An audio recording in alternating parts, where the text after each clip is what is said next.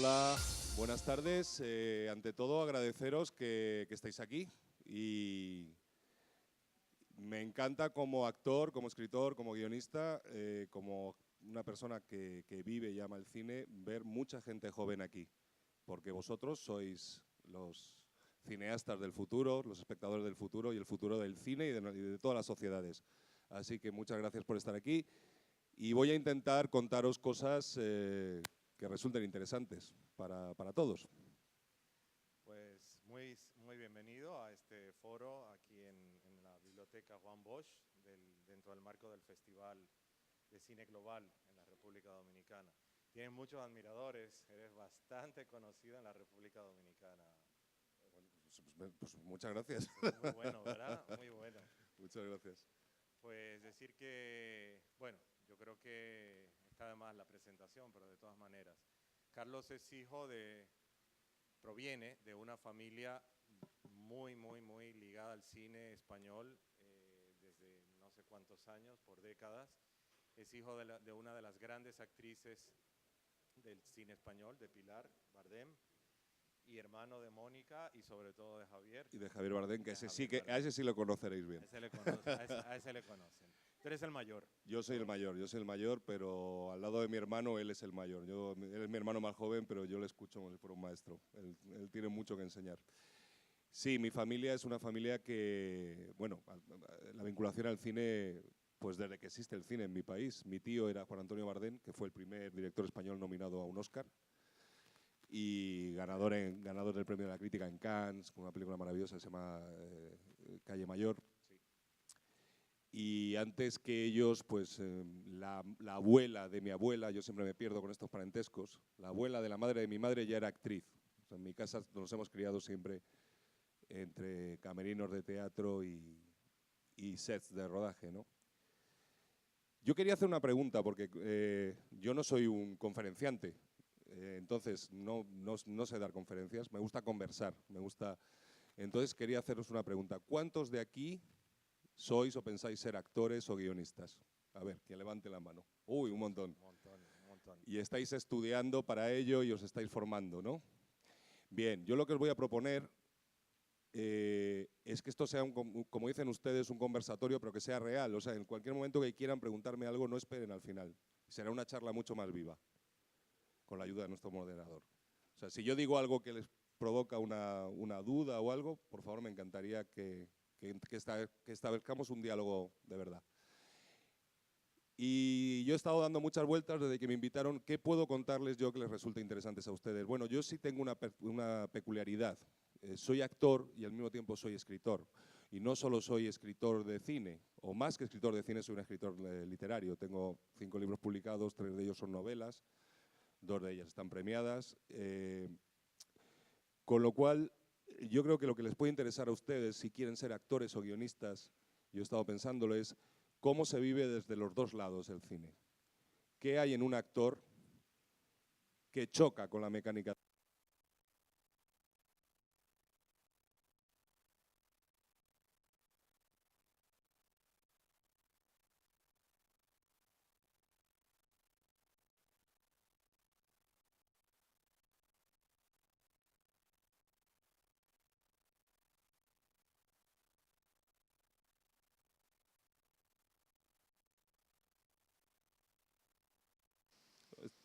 Está lloviendo bien. ¿Se escucha de todas maneras? ¿Se escucha bien? Sí.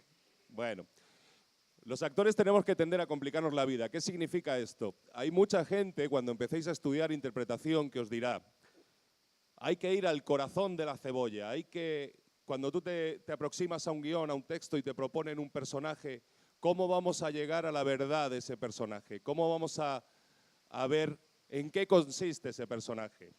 Esa es una idea reduccionista y simplista que, en mi humilde opinión, lleva a la mala actuación. Es totalmente contrario lo que hay que hacer. Es exactamente lo contrario. No es simplificar el texto, no es simplificar el personaje, no es pensar esta mujer o este hombre que me proponen que interprete, ¿qué representa? ¿Qué idea representa? ¿Es el bien? ¿Es el mal? ¿Es la codicia? ¿Es la lujuria? Eso te va a llevar siempre a hacer un cliché. porque no existen los seres humanos unipersonales. O sea, unipersonales, perdón. No existe la simplicidad en el ser humano. Nadie es una cosa sola. Mucho más complejo que eso. Mucho más complejo que eso. Adolfo Hitler, el mayor monstruo que ha dado la humanidad, era un señor muy cariñoso con los perros. No existe nadie que sea 100% malvado, ni nadie que sea 100% lujurioso, ni nadie que sea 100%... Bueno, 100% lujurioso es fácil, existen más. Pero no hay nadie que sea 100% algo. Un actor, a la hora de encarar el estudio y la preparación de un personaje, tiene que tener esto escrito a fuego en la frente. Si no, harás un cliché, harás una caricatura. Estarás simplificando y quitando complejidad a un personaje. La propuesta con la que muchos actores trabajamos, actores que admiráis, como es el caso de mi hermano, es otra. La propuesta es, vamos a complicar la cosa. Cuando tú lees un personaje, te va a venir inmediatamente a la cabeza una intuición. Vaya, ya sé de qué va esto. Haces una lectura y dices, ya sé, y enseguida te viene a la cabeza, esto es lo que tengo que hacer para interpretar a este tipo o a esta mujer o lo que sea. Bien, esa primera intuición, esa primera lectura es una buena referencia, porque esa primera intuición, esa primera lectura es siempre errónea, es siempre equivocada. Es de lo que hay que huir. Esa primera foto que tú haces del personaje, la tienes que clavar en un corcho para decir, esta es mi zona de confort. Esto es lo que yo he visto, me ha saltado a la vista inmediatamente, ya sé cómo tengo que interpretarlo, es justamente lo que no tengo que hacer, es justamente de lo que tengo que huir. Esta es la zona de confort, esto es lo que me ayuda a mí a hacer lo que pensamos algunos es una manera errónea de actuar, a llevarme el personaje hacia mí. Un buen actor, una buena actriz, y luego lo explicaremos respecto a guión, y un buen guionista, un buen escritor de cine, tiene que huir de esa zona de confort. Tiene que complicarse la vida, tiene que buscar los espacios donde está en desequilibrio, donde se siente inseguro en el aire, porque en esa inseguridad le va a exigir brillantez, le va a exigir soluciones que de otra manera en la zona de confort nunca va a encontrar. Un buen actor, una buena actriz, nunca trae el personaje hacia sí. Va hacia el personaje. Ejemplo que supongo que todos conocéis, Javier Bardem, este señor que es tan buen actor. Bueno, si vosotros agarráis las últimas 5 o 6, incluso diría 7 películas de Javier Bardem, no veréis a Javier Bardem, veréis gente distinta. Él se transforma completamente. Él huye de su zona de confort. Si vosotros agarráis... ¡Opa! Fuerte, ¿eh? Si vosotros agarráis las últimas 6 o 7 películas de un actor que en su momento fue como Javier Bardem, que es Robert De Niro, vais a ver a Robert De Niro haciendo de Robert De Niro. Está bien, el tipo se lo ha ganado, ha sido un genio y se merece un buen retiro. Y se merece cash y facturar, que es lo que hace ahora. Pero ya no se transforma, ya no busca el riesgo. Vosotros, que queréis ser actores, que queréis ser actrices, que queréis ser guionistas, tenéis que salir desde el riesgo. Tenéis que ver este personaje que me proponen. ¿Qué hay en este personaje? ¿Qué me separa de él? No que me une a él. Lo que te une a él lo vas a encontrar enseguida. Si te quedas ahí, vas a hacer una caricatura. Te vas a hacer a ti haciendo de. El momento mágico para un actor, para una actriz, es cuando consigue ese momento en que deja de ser él, para ser otro. Y se da, y ese momento es mágico, y eso es una de las cosas que hace que nuestra profesión sea maravillosa, o sea, mucho más allá de las gratificaciones materiales. Una profesión que te permite ser otro, ser otra, vivir muchas vidas. Pero para llegar a eso, para llegar a ese vivir muchas vidas, hay que salir con esa idea clara, nunca acomodarme, nunca me voy a instalar en la primera lectura. La primera lectura es engañosa, la primera lectura es la voz de tu miedo, es la voz que te dice, esto es lo que tengo que hacer para no, como dicen aquí, regarla, ¿no? Si hago esto, va a estar bien, nadie me va a pedir más. No. Vayamos siempre al contrario, a la contra de esa primera lectura. Cuando un actor o un guionista se enfrenta a un hecho artístico, como es narrar una historia, Huir de esta simplicidad, yo siempre lo ejemplifico con una imagen, es añadir, no quitar, no pelar la cebolla, es todo lo contrario. Es añadir capas a la cebolla. Porque los seres humanos, en la vida, nuestro proceso vital, biológico y moral, es precisamente eso, añadir capas. Cuando somos bebés, somos una idea pura, cristalina. No tenemos complejidad. Somos unos bultitos de carne que comemos, meamos, cagamos y dormimos. Hacernos mayores, crecer, es complicarnos, es hacernos complejos, es cargarnos de miedos, de alegrías, de sueños que se frustran, de muchas cosas. Es añadir capas a la cebolla. O sea, el viaje a la hora de escribir, tanto de escribir como de actuar, es ese. No es llegar al corazón de la cebolla, es exactamente el contrario, no sé si me explico. Es salir del corazón de la cebolla y decir, ¿cómo voy yo a complicar esta escena como escritor? ¿Cómo voy yo a complicar esta situación como actor? ¿Cómo voy a darle humanidad a este personaje? Por ejemplo, supongo que todos habéis visto No Country for Old Men, de Javier Bardem, ¿no? Bien. Evidentemente, No Country for Old Men, el personaje de Anton Chigurh es un psicópata, es un asesino, no ya inmoral, sino amoral, un psicópata. El trabajo de Javier en esa película fue exactamente el contrario, fue intentar, de alguna manera, aunque sea perturbada y enferma, darle humanidad a esa persona, cargarlo de tics. Ahí entra el trabajo de composición, tanto para el escritor del guión como para el actor. Ahí viene el decir, la forma de andar, la forma de vestir, las inflexiones de la voz, ese peinado absurdo que saca mi hermano en la película. Sería muy fácil haber interpretado a un psicópata, un tipo neutro que no dice nada, pero es a partir de la idea, y ese es el gran trabajo de Javier, el trabajo que le reconocieron, es complicarlo y ponerte.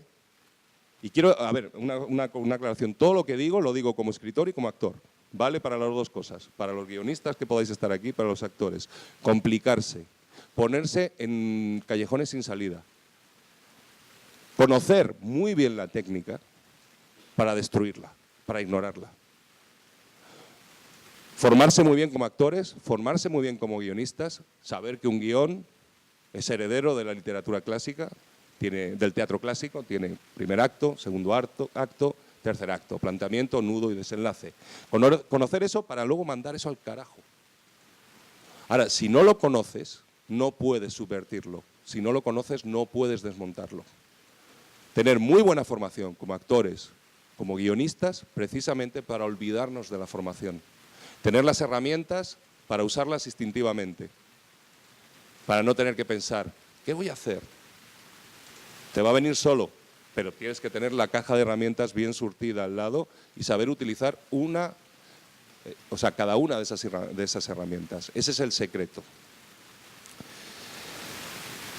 A la hora de crear historias, hay veces que la gente dice, bueno, un actor no es un artista. En cuanto que un actor no tiene una autonomía propia en una película, se supone que tú eres un señor que encarnas la idea que ha generado otro señor, un guionista, y lo hace según las directrices de un director. Se supone que tu margen de creatividad artística es limitado. Bueno, eso es falso. Los buenos actores, los grandes actores son artistas. Y si no, no tenéis más que imaginaros cualquier personaje icónico que os haya arrancado la cabeza cuando lo habéis visto, que habéis dicho, madre mía, qué trabajo. Pensarlo interpretado por otro actor, no necesariamente por un mal actor, por otro actor cualquiera. Sería un personaje distinto, completamente distinto. Mar Adentro, por ejemplo. Eso mismo es aplicable al guionista. El guionista se enfrenta a un reto muy curioso, que es hacer antiliteratura. Es escribir muy mal. Los guiones de cine son pésima literatura. Y es importante que el que quiera dedicarse a escribir guiones lo tenga muy claro. No hay nada más distinto, más separado de la escritura de guión que la literatura. Si tú quieres escribir novelas, escribe novelas. Si quieres escribe literatura, pero no escribas guiones literarios porque son la peor plaga dentro del cine.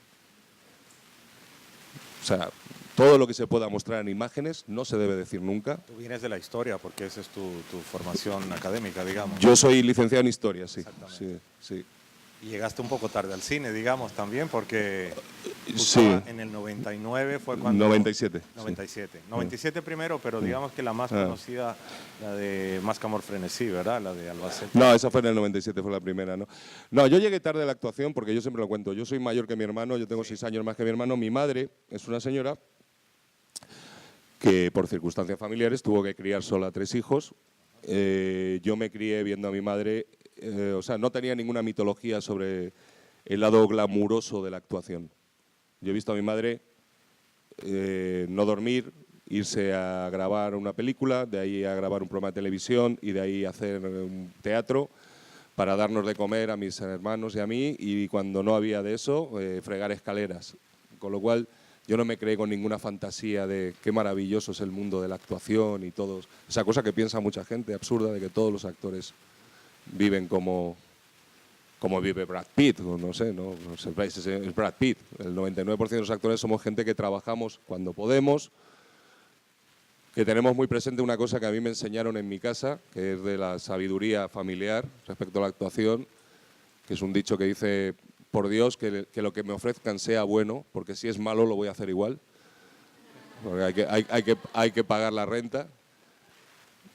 Entonces yo empecé a actuar muy tarde por eso, porque yo no tenía glorificado en absoluto esa profesión. Es más, sentía mucho rechazo hacia ella, y yo oía la palabra actuación, teatro, y salía corriendo para otro lado y me buscaba un trabajo. Yo he trabajado de muchas cosas.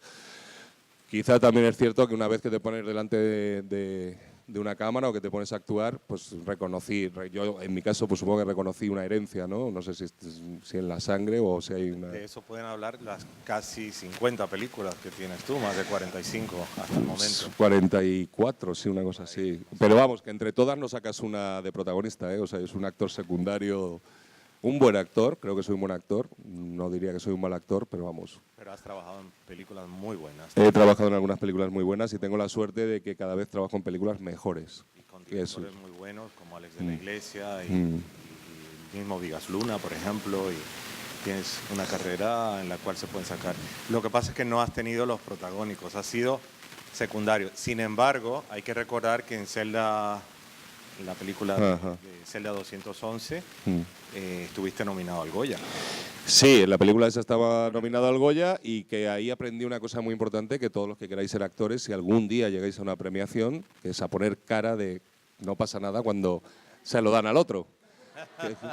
Cuando todo el mundo te está diciendo este año es tuyo, y se lo dan a un señor que además es amigo tuyo, que está sentado al lado. Y entonces lo besas y lo abrazas y por dentro te estás cagando en todo lo que se ve. Pero bueno, yo lo que sí creo que es importante, o me gustaría que sacarais de aquí, es... hablo para... a lo mejor soy un poco egoísta, me gusta mucho hablar para la gente que creo que va a hacer cine. Los que ya estamos haciendo cine, lo que yo diga ya lo conocen. Me gusta hablar para los jóvenes, para los que estáis aquí. Hay muchos. Y tenéis la ilusión de actuar, de escribir, de hacer cine. Insisto, tomaos el trabajo de formaros, buscar talleres, buscar escuelas de interpretación, ser autodidactas es muy importante, leed. Hay mucho y muy bueno escrito sobre actuación, hay mucho y muy bueno escrito sobre técnica de guión. No tengáis miedo al error, nunca. Un actor, una actriz, un guionista es un ser que vive en el alambre. Somos la inseguridad por definición. En el fondo somos todos muy tímidos, en el fondo vivimos todos una perenne inseguridad laboral y creativa, sometidos siempre al juicio de los demás, y gustará mi trabajo, no gustará, y perpetuamente insatisfechos. Pero eso es maravilloso porque eso nos mantiene perpetuamente vivos y perpetuamente buscando. Como decía el compañero, yo tengo 44 películas y yo valgo lo que vale mi última película. Y eso, por un lado, es agotador, muchas veces es frustrante, pero por otro lado es una fuerza que hace que no te acomodes, que no te quieras quedar en el sitio donde ya estás, que quieras seguir buscando, investigando. Buscad, investigad, aprended como actores que vuestro instrumento es vuestro cuerpo y vuestra voz. Aprended a utilizarlo. Sois atletas. Un actor, una actriz es un atleta. Es un tipo que tiene que estar, sobre todo, no tanto en el teatro, que es la máxima disciplina, pero por ejemplo en el cine, un actor o una actriz es un individuo que puede estar 2 horas sentado en una silla y de repente le vienen corriendo y le dicen, vamos, vamos, vamos, que hay que rodar. Y se te colocan las luces, bla, bla, bla, bla, y de 0 a 100 tienes que pasar de estar charlando con tus compañeros a llorar la muerte de tu padre, a odiar al tipo que te ha robado lo último que te quedaba, o a reír como un loco con alguien a quien ni siquiera te cae bien, ¿no? ¿Entiendes? Entonces eso es ser un Usain Bolt de las artes, ¿no? Ese pasar de 0 a 100. Para pasar de 0 a 100 hay que estar muy preparado. Tú has trabajado varias veces con tu hermano en varias películas y recuerdo particularmente Perdita Durango, de la cual escribiste también el libro. Es decir, sí, bueno, escribí un making of, sí. Sí. Que nos cuentas qué tan complicado puede ser trabajar al lado de una personalidad así. Bueno, a mí siempre me hacen esa pregunta, ¿cómo se vive siendo hermano de Javier Bardem? Yo digo, pues se vive de... No, pero perdóname, te digo, se vive cojonudamente, como decimos los españoles, porque mi hermano, tengo la suerte de que es mi mejor amigo, y es un tipo tremendamente generoso. Y lo que pasa cuando trabajas con alguien como Javier Bardem o con otros grandes actores como Luis Tosar, que he tenido la oportunidad de trabajar, o Stephen Dorff o Benicio del Toro, ya he trabajado, acabo de terminar una película con él, es la tercera vez que trabajo con Benicio, o la segunda. Grandes actores, grandes actrices, es lo más fácil del mundo. La verdadera mierda es cuando tienes que trabajar con un muy mal actor, una muy mala actriz. Un gran actor, una gran actriz, siempre te van a hacer mejores a ti. Porque trabajar, lo peor que puede hacer alguien al actuar es aislarse, trabajar solo.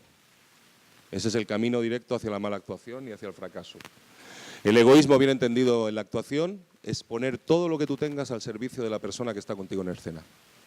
Cuanto más le des tú a él, más vas a recibir y más verdad, más real, más vivo va a ser todo lo que pase en esa escena. Entonces, trabajar con los mejores es siempre fácil. Es lo que a los actores nos encantaría.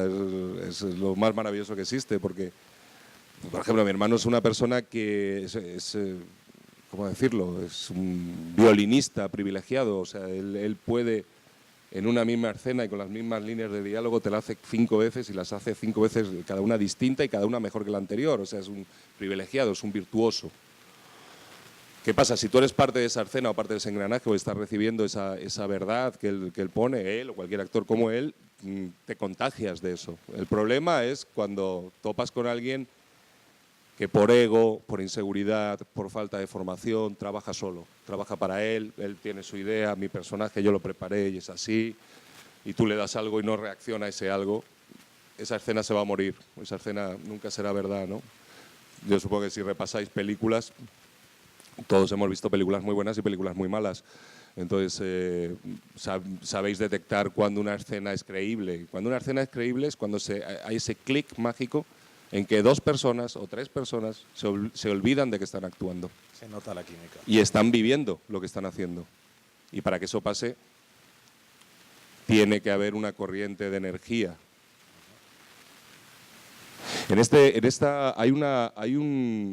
Hay un tema que es curioso.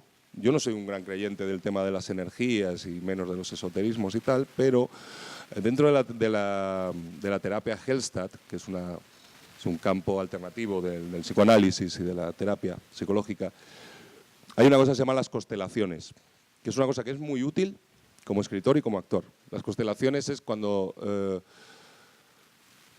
tú tienes un problema muy concreto. Son siempre problemas muy terribles, pero tú tienes un problema muy concreto y quieres ordenar tus ideas y sentimientos en torno a ese problema. Por ejemplo, mi padre me pega porque yo le llamo borracho. Entonces, sacas 4 o 5 sillas y haces tu constelación familiar. Yo me sentaría aquí, y entonces yo decidiría, tú vas a ser yo, y él me representa a mí. Él va a ser mi padre. Ella va a ser el alcoholismo. Tú vas a ser la vida, tú vas a ser mi madre. Y es impresionante porque gente que no se conoce de nada y a la que le resulta absolutamente extraña esta historia que tú le estás contando, entran como en una energía común y empiezan a moverse y articularse y a actuar de una manera inconsciente. Es muy impresionante de ver. Esto que os cuento es interesante. Yo recomiendo que leáis acerca, si podéis, acerca de esto, porque es muy interesante para analizar el componente psíquico profundo de los procesos de creación. Tanto para actores como para guionistas, la creación desde la razón a mí personalmente no me vale. Conseguirás algo técnico, muy bien hecho, pero será algo sin alma. Es muy interesante cuando actuemos, cuando escribamos un guión, cuando escribamos una obra de teatro, abrir una conexión con lo más profundo de nuestra psique. No autocensurarnos. Estar dispuestos a jugar con cosas que nos van a hacer daño, a sacarlas a la luz, a ponerlas encima de la mesa. Porque tanto a la hora de actuar como a la hora de escribir, pensad que lo que os conmueve a vosotros, lo que os asusta a vosotros, lo que os alegra a vosotros, hará lo mismo con el espectador. Tú puedes decir, yo voy a hacer, en concreto en el caso del guión es muy claro, yo voy a escribir una película de superhéroes que son unos tipos con capa que vuelan y explotan cosas, entonces yo esto lo puedo hacer. Es una fórmula. En los primeros 3 minutos tiene que pasar una cosa impresionante, luego no sé qué, luego presento personajes, luego viene el conflicto y el tercer acto es la resolución del conflicto. Lo puedes hacer desde la frialdad, desde la razón y te saldrá un espectáculo. Pero ¿qué problema hay con todas estas películas de puro espectáculo, de puro entretenimiento? Son divertidas, a todos nos gustan, pasar un buen rato, desconectar de nuestra vida diaria, ver algo que no tiene nada que ver con nosotros y comer unos popcorns y, bueno, te olvidas de tus problemas durante 2 horas, ¿no? Pero si nos interesa el cine que tiene más que ver con el arte o la interpretación que tiene más que ver con el arte, por narices nos tenemos que meter en lo que nos duele y tener el coraje de explorarlo y saber que la técnica siempre tiene que estar, la técnica tanto a la hora de la escritura como a la hora de la interpretación, tiene que estar al servicio de la emoción o al servicio de la idea que tú quieras compartir con los demás. Y que si a ti te toca, te conmueve y te emociona, normalmente nosotros somos todos iguales. Aquí, en China y en donde sea, somos seres humanos. Las emociones básicas las compartimos todos, al margen de diferencias culturales o geográficas, todos somos lo mismo. Si hablamos a esa nuez central, a esa alma común que tiene el ser humano, tiene que ser desde la honestidad, tanto como actor que como escritor. Y estar dispuesto a afrontar lo que suponen esos procesos, que muchas veces suponen convertir la lupa en un espejo, girarlo hacia ti y decir, uff, este soy yo. Madre mía, no sé si me gusta mucho lo que veo. Pero bueno, lo que veo es un ser humano. Volvemos al principio de lo que decía. Veremos algo complejo, veremos algo con luces y sombras, veremos a alguien imperfecto. Pero las personas imperfectas, las historias imperfectas, son las verdaderamente interesantes. Los otros son cómics. Creo, no sé qué pensáis al respecto. No sé si os surge alguna cuestión o... Yo viví una constelación hace 2 semanas que ni siquiera sabía lo que era, por un problema de una persona que llevé a esa terapeuta, y la verdad que fue espectacular. Fui uno de los elementos, yo era una casa. Un representante. Y yo representaba la casa, que era parte del conflicto. Y la verdad que fue espectacular lo que vivía y esa energía o esa química, por llamarle de otra manera. La gente no cree mucho cuando uno habla de energías. Pero no me imaginé que eso pudiera ayudarme a mí como actor, a desempeñarme, a conocerme más. Bueno, pues vamos a ver, sí, porque me gusta que saques este tema. Vamos a, por ejemplo, tanto Javier como yo, como otros actores y actrices muy importantes en mi país, Nosotros estudiamos con un señor que para nosotros es un gran maestro de la interpretación, que se llama Juan Carlos Corazza. Nosotros conocimos todos estos procesos en el taller de Juan Carlos Corazza, en su estudio. ¿Por qué? Porque cuando tú, por ejemplo, como actor,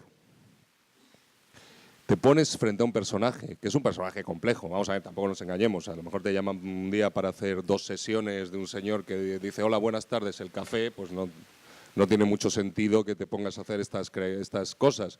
Pero cuando ya tienes acceso a papeles que ya son interesantes y que requieren, que son complejos y que hablan de un ser humano, lo que tienes que hacer, o lo que nosotros proponemos que se haga, es constelar el personaje.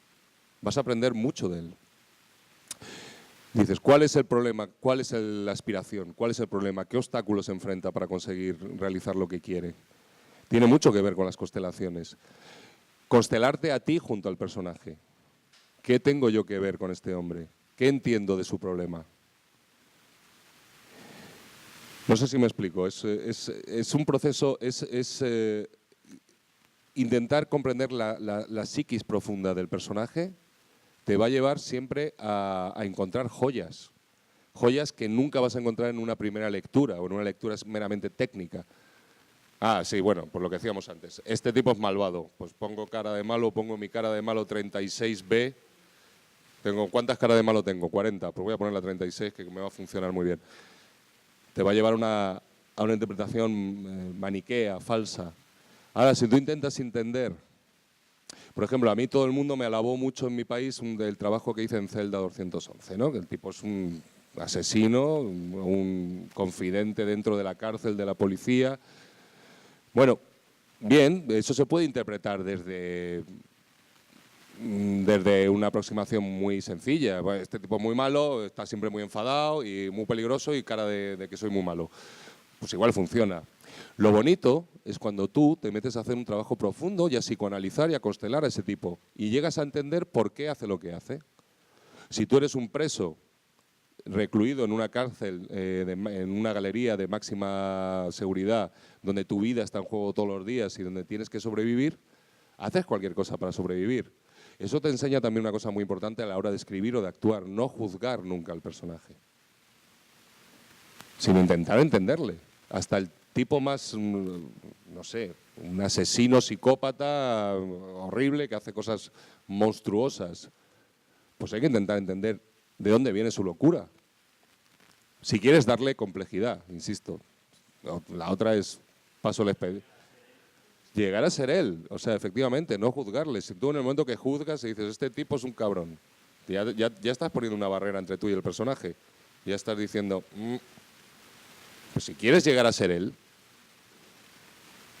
tienes que intentar entender, está loco, sí, pero ¿por qué está loco? ¿De dónde viene la locura? ¿Qué volvió loco a este hombre? ¿Y su locura? ¿Cómo funciona su locura? Y hacerlo creíble. Hacerlo creíble, eso es lo que va a hacerlo creíble. Ese proceso es el que lo hace creíble. Entonces las constelaciones es un tema que merece, volviendo a tu pregunta, merece la pena investigar porque te va a dar unas herramientas de análisis de texto y de personaje muy importantes. La persona a la que yo fui es una comunicadora muy famosa, se llama Judy Carlo, que me imagino que aquí mucha gente dominicana la conoce y la verdad que se la recomiendo a todos los que van a investigar sobre este tema. Merece la pena, merece la pena. Uno de los grandes lujos de la profesión de actor es darte el placer de investigar todas estas cosas, de decir que todo me vale, todo de dónde puedo sacar información para ser otras personas. Si tú eres un arquitecto, eres un técnico, yo adoro la arquitectura y admiro a los arquitectos porque soy fatal dibujando y fatal con las matemáticas. Pero no tienes que ser nada más que el arquitecto que eres, intentar ser el mejor arquitecto de todo el mundo. Pero si eres un actor, una actriz, lo que te va a exigir tu profesión constantemente es ser otra persona. Ser ese arquitecto y luego ser un narco y luego ser un cura y luego ser un padre de familia. Todo lo que nos ayude a entender y a comprender el alma humana, para nosotros es lo que sería una llave mecánica para un mecánico. Tenemos que tener la caja de herramientas bien llena de estos materiales. Para nosotros, para mí, es un verdadero lujo, una exquisitez. No sé si esto es compartido con el auditorio, de que usted nos esté exponiendo los lineamientos generales que desde su punto de vista deben ser lo que norman el guión cinematográfico y sobre todo también la construcción del personaje, lo que debe ser el actor, desde la metáfora de agregarle más capas a la cebolla y no restarle capa a la cebolla, una metáfora de la complicación y quizás una metáfora de que en la medida que uno se llena de las pasiones que giran en torno a lo humano, el trabajo es más orgánico y es más sentido. Para mí es un inmenso honor, sobre todo que ha mencionado y nombrando al director Vigas Luna, que para mí sé de una trilogía, Jamón Jamón, Los Huevos de Oro y La Teta de la Luna, que no sé si ha habido la posibilidad de que se haya proyectado alguna vez en la República Dominicana. Quiero saber si usted ha sido dirigido por Vigas Luna y que por favor me diga de la existencia de un director que debe ser contemporáneo con usted, que a mí de manera muy particular me agrada muchísimo, que se llama Gabino Diego, y no sé dónde está, ya no lo veo en cine, en unos foros, que también tiene la capacidad mimética de Javier Bardem. Ese Javier Bardem de Beautiful, no ese Javier Bardem de Mar Adentro. Sí. Esa capacidad mimética, y creo que Vigas Luna no se queda atrás porque también viene de esa tradición de la actuación española, del comprometerse con el dolor y con la condición más alleta del ser humano. Pienso que cuando el ser humano trabaja el arte de la condición más alleta, más dolida, es un arte más auténtico que si lo hace desde el mero entretenimiento, desde lo comercial. Pues sí, estoy muy de acuerdo contigo. Vigas Luna murió cuando hace poco, hace un año, y bueno, particularmente fue un golpe muy duro porque era un... Sí, murió el año pasado. Y bueno, quienes tuvimos la suerte de trabajar con él y de tratarle y de conocerle personalmente, pues era un ser humano de estos que hace mejor el mundo. Un ser humano absolutamente divertido, brillante, generoso.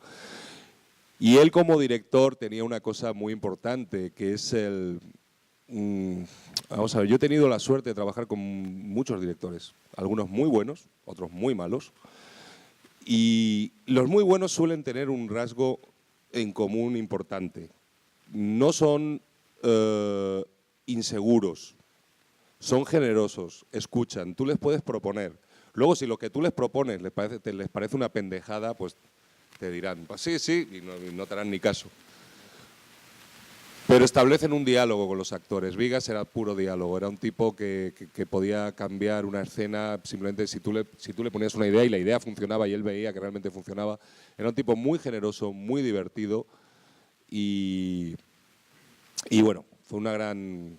Había muchas vinculaciones personales con él y fue una pérdida muy dolorosa. Y Gabino Diego es un magnífico actor.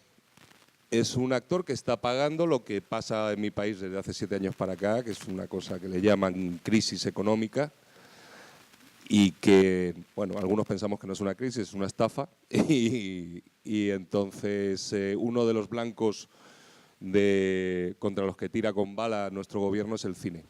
Entonces en mi país el cine, cada vez se produce menos cine, cada vez se exhibe menos cine español, es muy complicado hacer cine.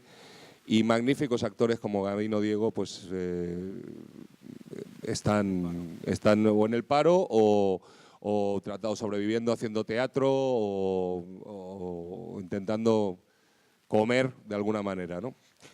Pero bueno, Gabino sí es un tipo camaleónico y es un gran actor. Hay una cosa que comentabas sobre... es importante, yo creo, como dominicanos que sois... Cada cultura, cada país tenemos una sensibilidad o algo que nos predispone hacia algo en concreto. Una cosa, supongo que aquí se ha visto bastante cine español de muchas épocas. En Gabino particularmente, por ejemplo, hay Carmela o El Rey Pasmado o Las bicicletas son para el verano. Perfecto, magníficos ejemplos. Vosotros veréis que en la cultura española hay una tendencia al humor negro. Somos gente que venimos de una historia complicada, como la de cualquier otro país, pero nos ha quedado una cosa muy española, es la mala leche, lo que nosotros llamamos la mala leche. O sea, y cierto sarcasmo y cierta crueldad que bien aplicada en una historia es muy humorística, es muy graciosa. No es un humor liviano, es un humor que habla de tripas y de la envidia al otro y de un país un poco cainita, ¿no? En este aspecto. Esas películas que acabas de citar de Gabino pues son un perfecto ejemplo de eso, ¿no? de esa escuela, de esa narrativa española y de esa escuela actoral española que ha dado magníficos. En España lo que ha habido siempre es magníficos actores secundarios. O sea, tú podías llenar el cuadro, una escena con 6, 7, 5 actores y actrices funcionan como relojes y son maravillosos, ¿no? Agustín González, por ejemplo. Agustín González. José Luis López Vázquez. Sí, o sí. sea, Todo- demasiado, to- todos. todos ya, pobrecitos, se nos han muerto ya todos. Así es. Sí. Andrés Pajares, sí. Bueno, ese era principalísimo. Ese Bueno, era ahora, protagonista en todos estos todas. señores eran grandísimos actores, están todos muertos. Ahora os invito a que chequeéis cine más reciente. Hay algunos que todavía viven. A la hora de usted construir su personaje, ¿cuál es el ambiente que usted busca para hacerlo y cuál es usted? La técnica, bueno, tiene que ver un poco con lo que hablábamos. Tú, ¿qué quiere decir? El ambiente de trabajo que yo busco. Para concentrarte. Sí, yo creo que en el trabajo de un actor, en el de un guionista es obvio, pero en el del trabajo de un actor hay una gran parte de trabajo de mesa, de trabajo puramente solitario, de leo, releo, entiendo. Mi técnica tiene mucho que ver con eso que decía al principio. Lo primero que me ha venido a la cabeza, eso lo tengo que desechar. Porque eso es lo fácil, eso es mi subconsciente me está tirando por aquí, me está diciendo, ah, no, pues ya está, pues lo haces así. No, eso no vale. Eso es una trampa que me pongo yo a mí mismo. Releer, el trabajo de un actor en la primera etapa es un trabajo de lectura, de análisis de texto, fundamentalmente. De saber realmente de qué hablan las escenas. Eso tiene que ver también con una cosa que nos pasa a muchos actores a veces. Vamos a ver, igual que hay magníficos directores y directores muy malos, muy buenas películas, películas espantosas, hay guiones maravillosos y guiones que son una basura. Y tú los tienes que interpretar igual.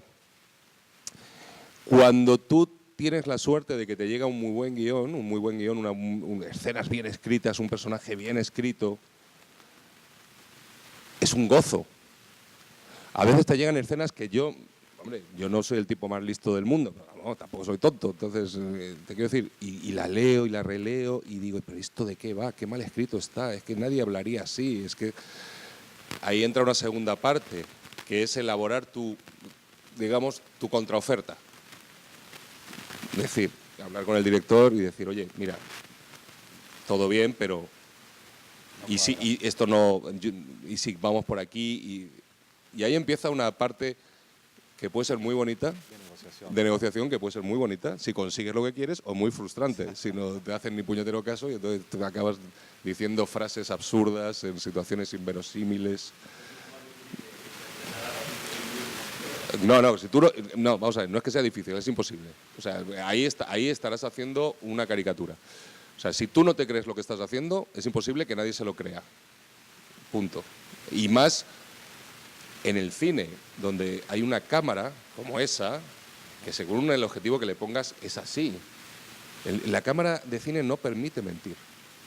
O sea, es impresionante, te lee los poros y a través de los poros te lee el alma. O sea, y si lo que estás haciendo tú lo sientes y lo crees y lo estás viviendo, conseguirás una magnífica actuación. Si no crees en lo que estás haciendo, en algún momento se te va a notar el truco. Y eso es espantoso, ¿no?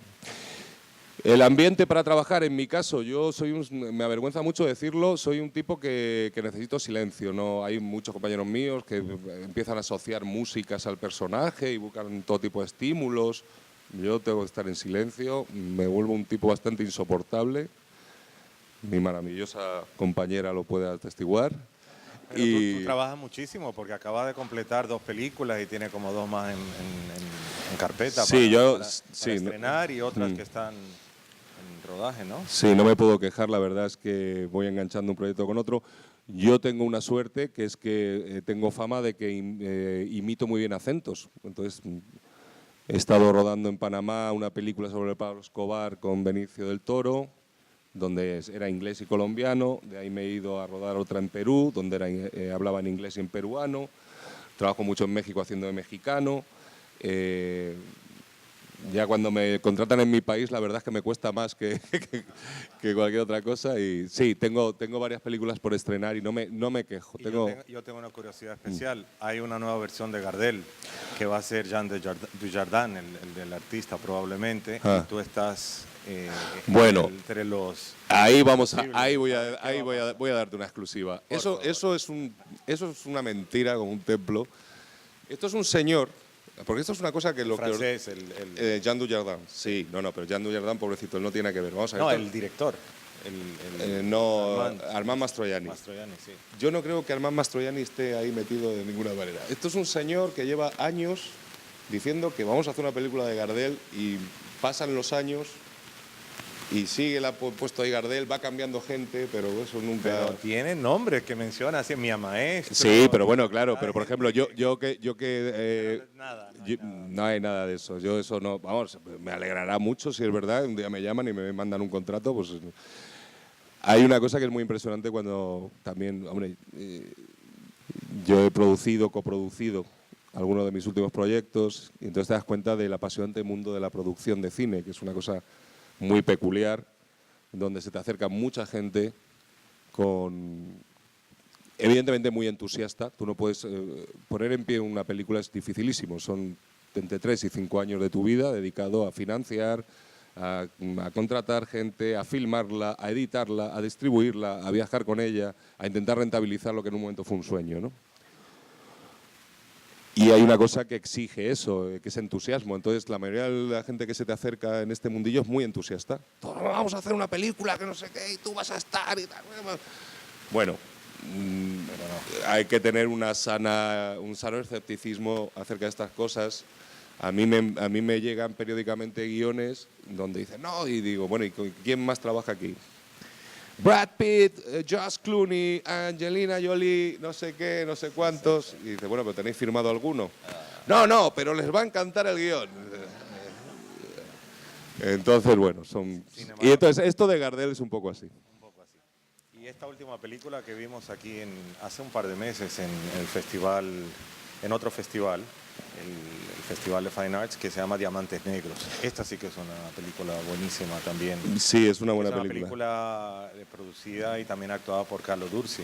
Sí, es una película muy buena y es una película que ya... También.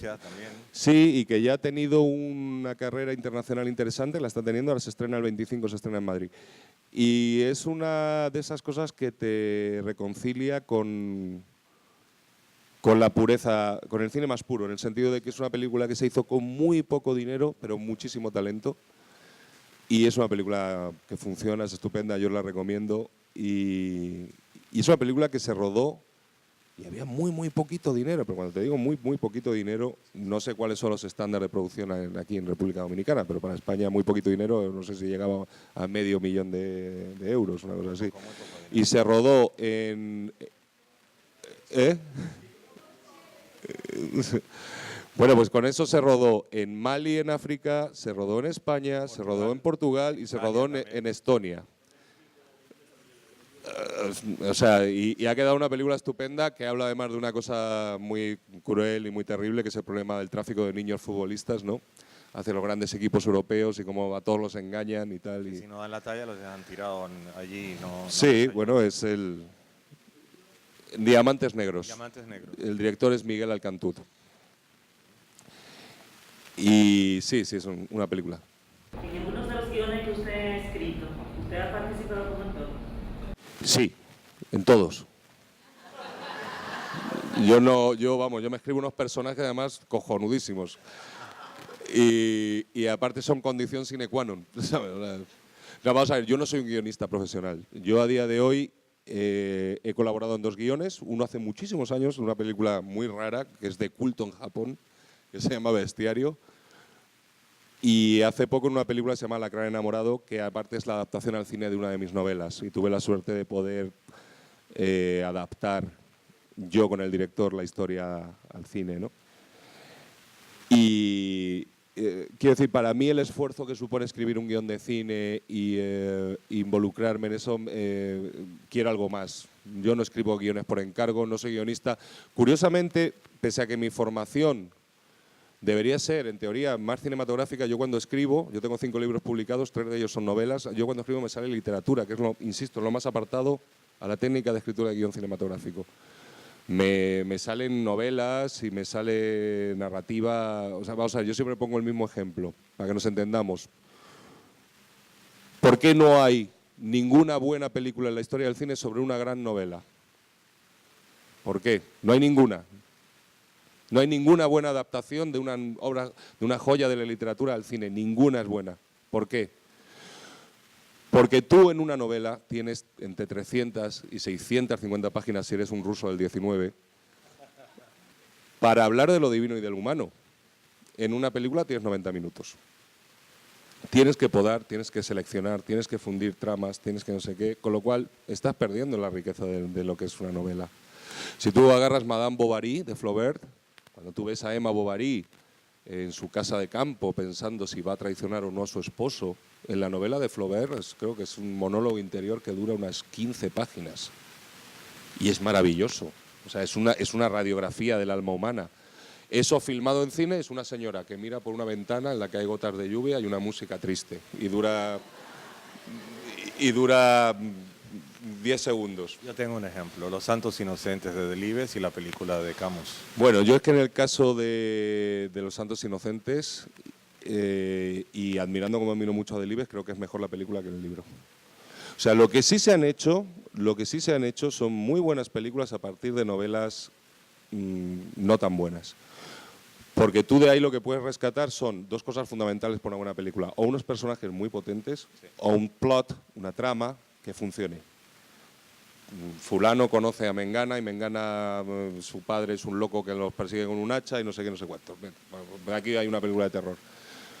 Pero una gran... supera definitivamente. Claro, una gran novela, una Ana Karenina, Unos Miserables, sí. El Quijote, Guerra y Paz. Pues puedes ver una película que está bien hecha, pero claro, tú si luego lees el libro, dices, pues, que no tiene nada que ver, o sea, es otro viaje completamente distinto. Sí. Usted es guionista, pero yo, por ejemplo, estudié un curso de guión. El profesor me dio un detalle que me sorprendió, que él decía que la mayoría de los directores no le gusta dirigir sus propios guiones, o sea, como director. Entonces, mi pregunta para usted es, si usted lo ha hecho, o sea, usted ha sido el director de su propio guión. No, yo no dirijo. Yo actúo y escribo. ¿Por qué? ¿Por qué decidió hacerlo? No sé si tiene que ver con la zona de confort que usted mismo dice, o porque... Bueno, hay muchas razones y que entran ya incluso en el terreno de lo personal. En lo que yo hago 3 películas, o sea, vamos a ver cómo decirlo. Un director es un tipo que consagra su vida a una película durante 3 o 5 años. Yo en 3 o 5 años puedo hacer 15 películas. Hay un tema económico. Me es más rentable ser actor que ser director. Yo admiro mucho a los directores. Para ser director hay que tener un ego muy potente en el sentido de que tienes que pensar que tienes todas las respuestas. Eres un deus ex machina, eres un demiurgo, eres el dios de un pequeño universo cerrado que se crea en torno a la filmación de la película, donde te van a venir a preguntar desde ¿por qué quieres que esta señora lleve un pincho amarillo aquí? A ¿dónde va cómo queremos que aquí se vea la luz? Si eres un director muy bueno y con mucho oficio, delegarás en los jefes de equipo. Pero al final, todo el mundo, todas esas preguntas te llegan a ti. Yo después de la adaptación de A la gran enamorado al cine, de esta novela mía, que yo coescribí el guión con el director, yo hubiera estrangulado al director varias veces después de ver la película, y es una buena película, es una muy buena película. Pero evidentemente no es la película que yo hubiera hecho. Eso es interesante para los guionistas. O sea, si tú escribes guiones, tú tienes que estar preparado a que te destrocen los guiones y te dé igual. O sea, un guión es una guía, por cierto, hay una revista que está circulando ahora, a mí me la han dado con la carpeta del festival, una revista que se llama Global, donde hay un magnífico, pero magnífico de verdad, para los guionistas, artículos sobre el guión en Latinoamérica y sobre técnica de guión, que lo escribe Antonio Niño. La revista de la Fundación. La revista de la Fundación. Sí. Pues en el número que hay ahora, por favor, a los que estáis interesados en guionizar, leedlo. A propósito de todo esto, de hacer guiones, de dirigir películas, ¿hasta qué punto se justifica el hecho de que usted haga un guión? Sabemos lo que duele parir una obra, lo que hay que investigar, escudriñar, y que entonces otra persona dirige esa obra y es el nombre de esa persona que aparece en grande, o sea, el del director. Una película del director X. Y a veces en los afiches promocionales de las películas aparece bastante pequeñito en una esquinita escrita por. O sea, ¿hasta qué punto se justifica? Bueno, se justifica por el cheque que te pagan. O sea, tienes que estar preparado para... No, vamos a ver, es que hay una cosa interesante que tiene que ver con vuestras dos preguntas. Hay dos mundos. En el cine hay tantos mundos como cinematografías, pero hay dos mundos, para entendernos. Uno es el cine espectáculo y otro es el cine de autor. El cine espectáculo es mayoritariamente americano, norteamericano, y son los grandes estudios, y todos estos tipos trabajan con guionistas profesionales, son artesanos, o sea, la mayoría de los directores no escriben sus guiones. Incluso les llegan y dicen, oye, tenemos este guión estupendo, lo vas a dirigir tú. Ese es un mundo, y ahí el guionista, que por cierto está muy bien pagado, pare historias que luego se las da al señor director, aquí tienes el guión y tú sabrás lo que haces con él y a mí me da lo mismo. Es un técnico. Hay otro mundo, que es el mundo del cine de autor, que es el mundo del cine de raíces más europeas, también latinoamericanas, donde es gente que quiere contar historias. Ahí normalmente la figura del director y el guionista se funde.